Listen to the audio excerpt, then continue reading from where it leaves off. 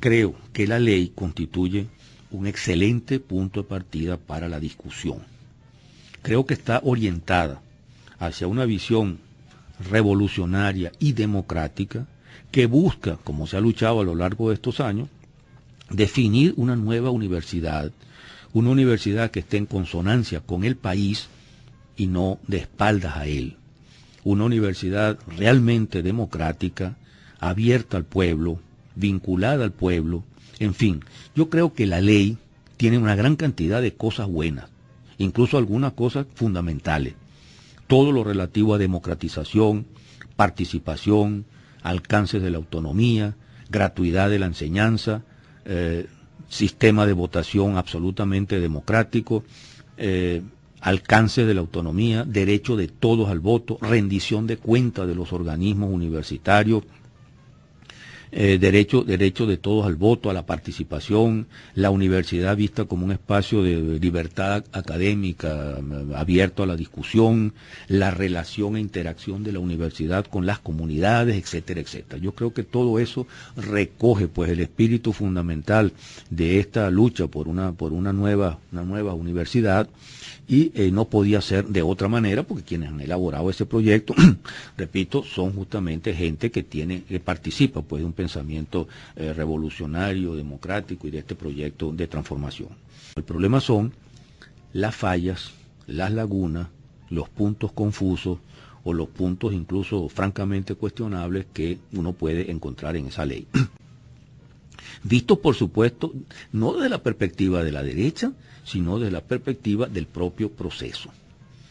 En mi opinión, esas fallas son muchas, y yo me voy a limitar a mencionar las que me parecen más importantes. Yo cuento primero que nada en la ley, que la ley es demasiado declarativa, es demasiado genérica, hasta teórica, se alarga y a veces se pierde en disquisiciones y pocas veces aterriza, y las veces que aterriza no lo hace precisamente en el aeropuerto adecuado, no lo hace suficientemente bien, o no se aclara muy bien las cosas, o a veces se aclaran demasiado y eso parece más bien que lo que la hace es enredarla. Yo creo que me parece perfectamente válida, perfectamente valiosa, en consonancia pues con esa nueva universidad democrática y participativa que se busca, la definición de la educación superior y de sus objetivos. Lo que ocurre es que hay allí, dentro de esa definición, algunos puntos que son puntos discutibles. Yo me voy a referir a esto, empezar por esto, que son los más delicados. El artículo 3 y el artículo 4 tienen algunos de esos puntos. El punto 6 del artículo 3 dice que define a la educación universitaria como un proceso de construcción de hegemonía cultural para superar la sociedad capitalista, algo que se repite varias veces más adelante. Y en el artículo 4 se define la educación también como comprometida con la consecución de los fines esenciales del Estado y como espacio comprometido con el modelo productivo socialista. Y se repite eso en la sección tercera de la ley, en el artículo 60. Las universidades orientadas a conseguir los fines del Estado. Y se lo repite también en el artículo 46. La formación integral, tarea de las universidades, debe estar orientada a la construcción de la patria socialista. Por cierto, aquí hay un error en el texto digitalizado, que es el texto de la Asamblea, que es el que yo tengo en la computadora y el que leí, porque los artículos 45 y 46 se repiten, están dos veces con textos diferentes. Me refiero aquí al primer artículo 46, que es el que dice esto, porque el segundo artículo 46 no lo dice. Yo quiero detenerme un poco justamente en esto. Yo creo que la universidad, como espacio de la educación superior, no puede ser definido como un espacio de construcción de hegemonía cultural para superar la sociedad capitalista o para ser un espacio socialista para la construcción del socialismo y para trabajar en consonancia con el Estado. Yo creo que esas son unas definiciones que rebasan los alcances de lo que debe ser la universidad, que corresponden a otros espacios. La universidad tiene que ser definida y seguir siendo definida como lo que se hace al comienzo de la propia ley, es decir, como un espacio de investigación, de estudio, de reflexión, abierto a todas las corrientes de pensamiento y un espacio donde se pueda discutir libremente justamente sobre eso y, por supuesto, dentro de ese marco se sitúa la actividad de la propia universidad. Definir la universidad como socialista, como una universidad que va a construir el socialismo y sobre todo que está vinculada a los planes del Estado, repito, me parece un error, porque creo que la universidad tiene que seguir siendo definida en los términos que digo, pues como un espacio abierto a la participación, a la discusión, a todas las corrientes ideológicas, a todas las formas de pensamiento. Esto alguien podrá decirme que coincide con lo que dice la derecha. Sí, claro que coincide con lo que dice la derecha. La diferencia es que la derecha miente cuando dice eso. Porque los que decimos esto, como lo digo yo, creemos en esto, en que la universidad tiene que ser un espacio abierto. La derecha dice que la universidad debe ser un espacio abierto, pero la derecha ha cerrado por completo la universidad al pensamiento único. Y el pensamiento único que domina las universidades hoy, las universidades que controla la derecha, es el neoliberalismo, es el pensamiento reaccionario, es el entreguismo, y todo lo que sea pensamiento distinto a eso es reprimido. A los profesores que piensan de otra manera, que tienen una visión política de otra manera, se les cierran los espacios, a los que no tienen todavía estabilidad se los bota de las universidades, los contratos se hacen con los profesores que vienen justamente de las posiciones más reaccionarias, la universidad se ha convertido, la central, que es la que yo conozco, pero las otras no son muy diferentes y puede que hasta peores lo sean, en una especie de universidad mafiosa, donde una derecha cerrada, intransigente y reaccionaria domina por completo y impone su pensamiento. Ellos no creen en absoluto en una universidad abierta, lo que creen es una universidad cerrada, dominada por su sectarismo y por su visión contraria a los intereses del país. De tal manera que esta lucha no es una lucha de coincidencia con ellos, es todo lo contrario, es poner en evidencia la mentira, la hipocresía con que esta gente actúa. Pero hay otra cosa, es que una cosa es ser socialista o ser comunista y otra cosa es querer definir a la universidad como socialista o comunista, porque uno puede ser socialista o comunista, pero la universidad no tiene por qué ser definida como socialista o comunista, porque realmente no es esa su función. La universidad no es un partido político para formar revolucionarios, sino un espacio para formar gente, por supuesto dentro de una perspectiva que coincida con el país, que no esté de espalda a los intereses del país, pero no con una forma que puede ser identificada con militancia. Y voy a poner un ejemplo para aclarar las cosas. La universidad del pasado, que todavía está viva y ahora más podría que nunca en el presente, en este presente bolivariano, esa universidad, la de la ley del 57 o del 61 y de los años de la llamada democracia representativa aquí, era una universidad capitalista, estaba concebida de alguna manera para el capitalismo. No lo decía. No decía en absoluto, la universidad está, ¿cómo es? La educación universitaria está concebida como proceso de construcción del capitalismo. No lo decía en absoluto, pero lo era. Fundamentalmente lo era porque la sociedad era capitalista y estaba en consonancia con esa universidad. Pero ¿qué pasó en esos años?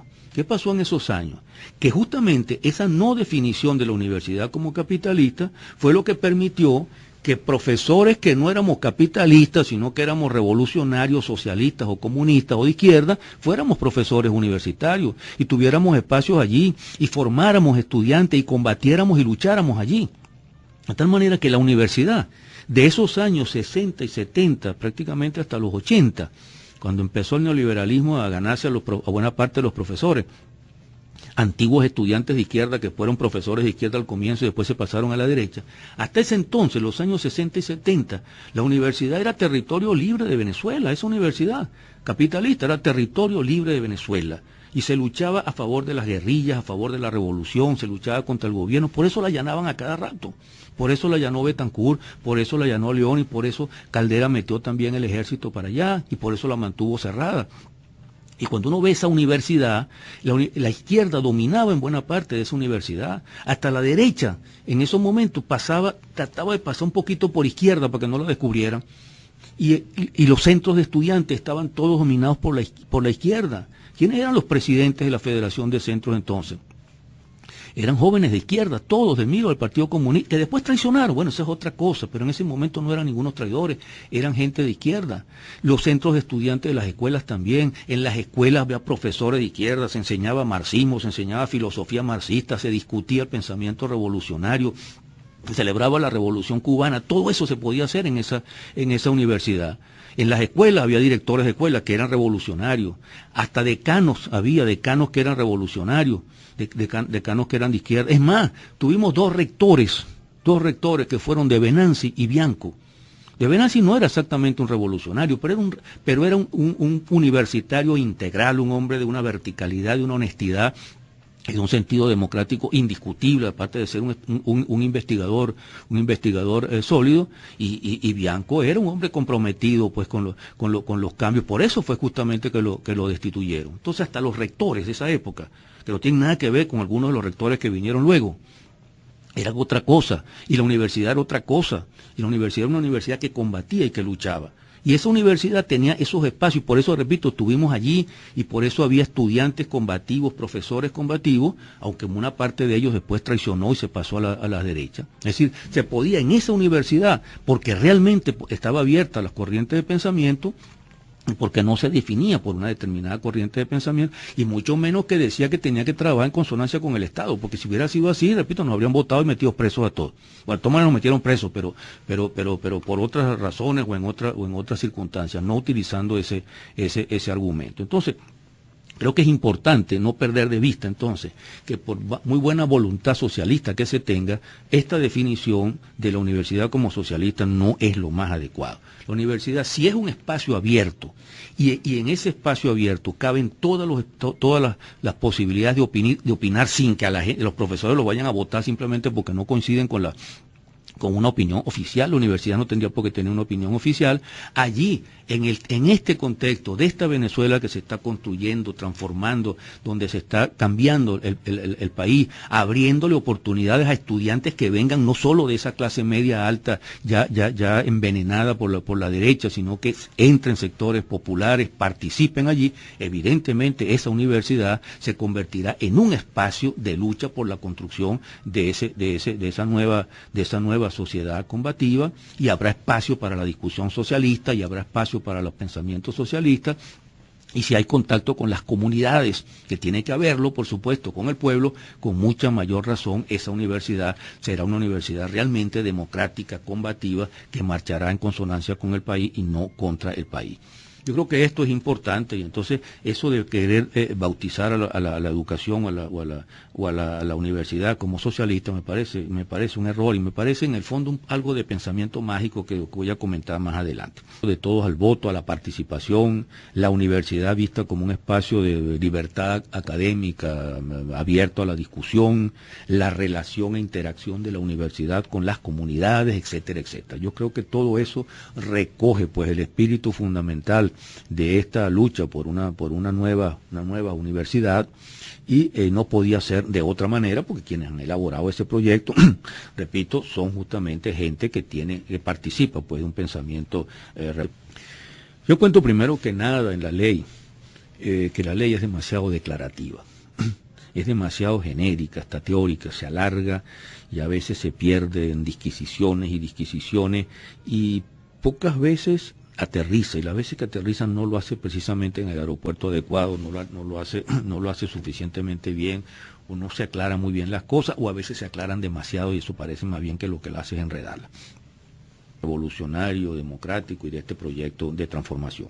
El problema son las fallas, las lagunas, los puntos confusos o los puntos incluso francamente cuestionables que uno puede encontrar en esa ley. Visto, por supuesto, no desde la perspectiva de la derecha, sino desde la perspectiva del propio proceso. En mi opinión, esas fallas son muchas, y yo me voy a limitar a mencionar las que me parecen más importantes. Creo que la ley constituye un excelente punto de partida para la discusión. Creo que está orientada hacia una visión revolucionaria y democrática, que busca, como se ha luchado a lo largo de estos años, definir una nueva universidad, una universidad que esté en consonancia con el país y no de espaldas a él, una universidad realmente democrática, abierta al pueblo, vinculada al pueblo. En fin, yo creo que la ley tiene una gran cantidad de cosas buenas, incluso algunas cosas fundamentales. Todo lo relativo a democratización, participación, alcances de la autonomía, gratuidad de la enseñanza, sistema de votación absolutamente democrático, alcance de la autonomía, derecho de todos al voto, rendición de cuentas de los organismos universitarios, derecho